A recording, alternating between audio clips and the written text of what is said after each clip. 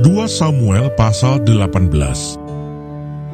Absalom terpukul kalah dan mati.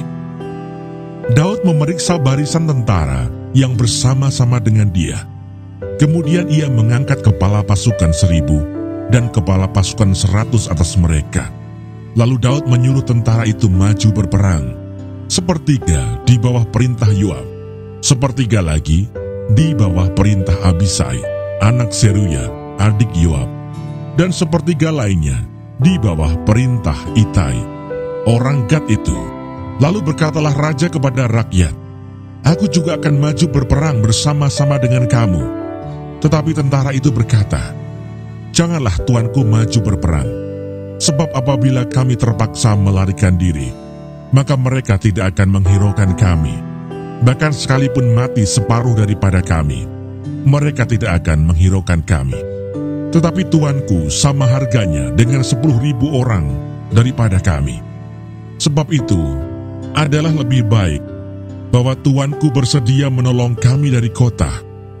Kemudian berkatalah raja kepada mereka, "Apa yang kamu pandang baik akan kuperbuat." Lalu berdirilah raja di sisi pintu gerbang, dan seluruh tentara itu berjalan keluar, beratus-ratus dan beribu-ribu.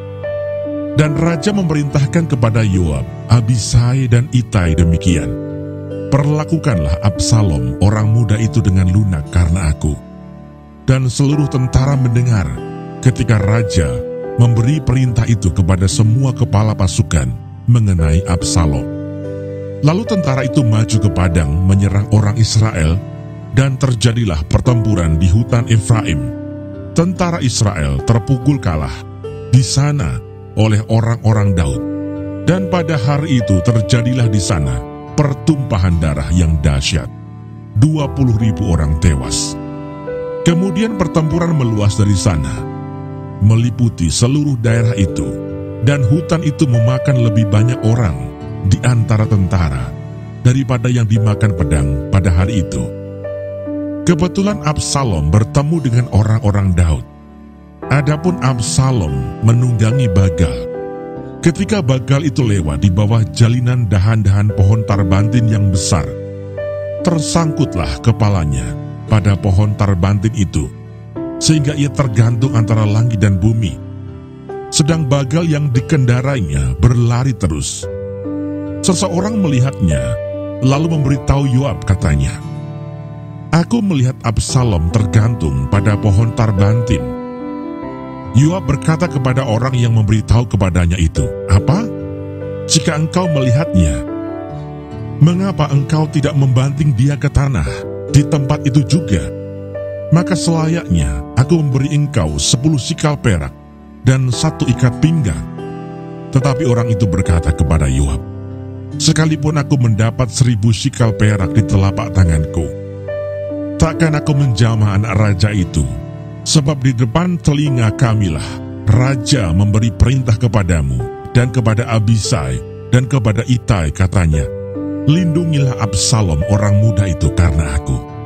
Sebaliknya, jika aku mencabut nyawanya dengan khianat, tidak ada sesuatu pun yang tinggal tersembunyi kepada raja, maka engkau akan menjauhkan diri."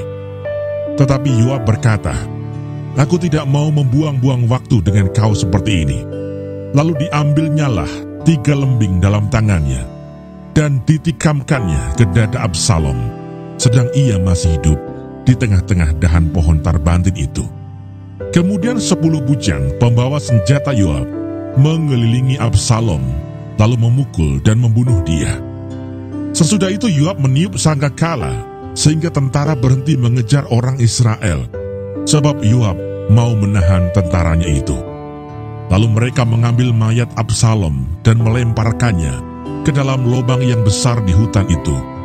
Kemudian mereka mendirikan di atasnya timbunan batu yang sangat besar, dan seluruh orang Israel melarikan diri masing-masing ke kemahnya. Sewaktu hidupnya, Absalom telah mendirikan bagi dirinya sendiri tugu yang sekarang ada di lembah raja, sebab katanya, "Aku tidak ada anak laki-laki untuk melanjutkan ingatan kepada namaku." Dan ia telah menamai tugu itu menurut namanya sendiri, Sebab itu sampai hari ini, tugu itu dinamai orang Tugu Peringatan Absalom. Kabar kematian Absalom disampaikan kepada Daud. Kemudian berkatalah Ahimaas bin Sadok, biarlah aku berlari menyampaikan kabar yang baik itu kepada raja, bahwa Tuhan telah memberi keadilan kepadanya dengan melepaskan dia dari tangan musuhnya. Tetapi berkatalah Yoab kepadanya, pada hari ini bukan engkau yang menjadi pembawa kabar. Pada hari lain boleh engkau yang menyampaikan kabar, tetapi pada hari ini engkau tidak akan menyampaikan kabar karena anak raja sudah mati. Lalu berkatalah Yoab kepada seorang Etiopia, pergilah, beritahukanlah kepada raja apa yang kau lihat. Orang Etiopia itu sujud menyembah kepada Yoab, lalu berlari pergi. Tetapi berkatalah sekali lagi Ahimaas bin Sadok kepada Yoab, apapun yang terjadi, izinkanlah juga aku berlari pergi menyusul orang Etiopia itu. Tetapi kata Yoab, mengapa juga engkau mau berlari pergi, anakku? Apakah engkau membawa kabar yang menguntungkanmu? Jawabnya, apapun yang terjadi, aku mau berlari pergi. Lalu berkatalah Yoab kepadanya, kalau demikian larilah. Maka berlarilah Ahimaas mengambil jalan dari lembah Yordan, sehingga ia mendahului orang Etiopia itu. Adapun Daud duduk di antara kedua pintu gerbang, sedang penjaga naik ke sotoh pintu gerbang itu di atas tembok. Ketika ia melayangkan pandangnya, dilihatnyalah orang datang berlari seorang diri saja. Berserulah penjaga memberitahu raja. Lalu raja berkata, jika ia seorang diri, maka kabar yang baiklah disampaikannya.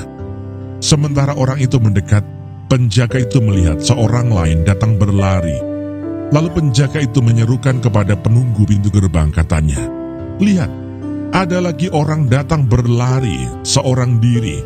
Berkatalah raja, itu pun pembawa kabar yang baik. Sesudah itu berkatalah penjaga, aku lihat cara berlari orang yang pertama itu seperti cara berlari Ahimaas bin Sadok. Berkatalah raja, itu orang baik. Ia datang membawa kabar yang baik. Lalu Ahimaas berseru, katanya kepada raja, selamat. Kemudian sujudlah ia menyembah kepada raja dengan mukanya ke tanah, serta berkata, terpujilah Tuhan Allahmu yang telah menyerahkan orang-orang yang menggerakkan tangannya melawan tuanku raja. Lalu bertanyalah raja, selamatkah Absalom orang muda itu? Jawab Ahimaas, aku melihat keributan yang besar ketika Yoab menyuruh pergi hamba raja, hambamu ini, tetapi aku tidak tahu apa itu. Kemudian berkatalah raja, pergilah ke samping, berdirilah di sini. Ia pergi ke samping dan tinggal berdiri. Maka datanglah orang Etiopia itu. Kata orang Etiopia itu, tuanku raja mendapat kabar yang baik, sebab Tuhan telah memberi keadilan kepadamu pada hari ini, dengan melepaskan tuanku dari tangan semua orang yang bangkit menentang tuanku. Tetapi bertanyalah raja kepada orang Etiopia itu, selamatkah Absalom orang muda itu? Jawab orang Etiopia itu, biarlah seperti orang muda itu musuh tuanku raja, dan semua orang yang bangkit menentang tuanku untuk berbuat jahat. Kesedihan Daud. Maka terkejutlah raja, dan dengan sedih ia naik ke anjung pintu gerbang, lalu menangis. Dan beginilah perkataannya sambil berjalan, anakku Absalom, anakku, anakku Absalom. Ah, kalau aku mati menggantikan engkau, Absalom, anakku, anakku.